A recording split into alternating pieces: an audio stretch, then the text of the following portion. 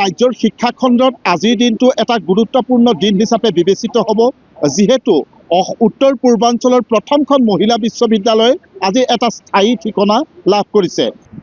মই এই বিশ্ববিদ্যালয়ৰ এগৰাকী অধ্যাপিকা। গতিকে মই এই বিশ্ববিদ্যালয়লৈ আহিছিলোঁ 2014 চনত।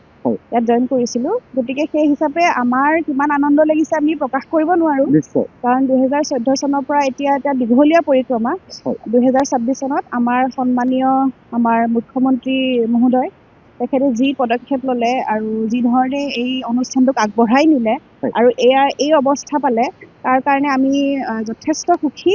বহুত ভাল লাগিছে। নতুন এটা পৰিৱেশ, নতুন এটা চৌপাশ। বহুত অপেক্ষা কৰিছিলোঁ আৰু এদিনটোলৈ। মাননীয় মুখ্যমন্ত্ৰী ডাঙৰীয়াক ধন্যবাদ জনাইছোঁ। লগতে আমাৰ বিধায়ক মহোদয় ৰূপজ্যোতি কুৰ্মী ডাঙৰীয়াকো অশেষ ধন্যবাদ জ্ঞাপন কৰিছোঁ। চৰকাৰক বহুত বহুত ধন্যবাদ। মাননীয় মুখ্যমন্ত্ৰী মহোদয় বহুত বহুত ধন্যবাদ জনাইছোঁ। আমি এটা নতুন কেম্পাছ পাইছোঁ, ইমান এটা ডাঙৰ কেম্পাছত আমি মানে পাম বুলি আমি বহুত আশাৰে বাট চাই আছিলোঁ। আজি উত্তৰ পূৰ্বাঞ্চলৰ প্ৰথমখন মহিলা বিশ্ববিদ্যালয় বুলি কোৱা হৈছে আৰু ইয়াতে এতিয়া সুন্দৰ প্ৰশাসনিক ভৱন, সুন্দৰ শৈক্ষিক ভৱন আৰু ইয়াতে ছাত্ৰী নিবাসৰ ব্যৱস্থা কৰিছে। মই কৈছোঁ যে 57 বিঘা ভূমি আৱৰি এই এলেকা, এই বিশ্ববিদ্যালয়, আৰু যাক লৈ এতিয়া উৎফুল্লিত শিক্ষাৰ্থীসকল।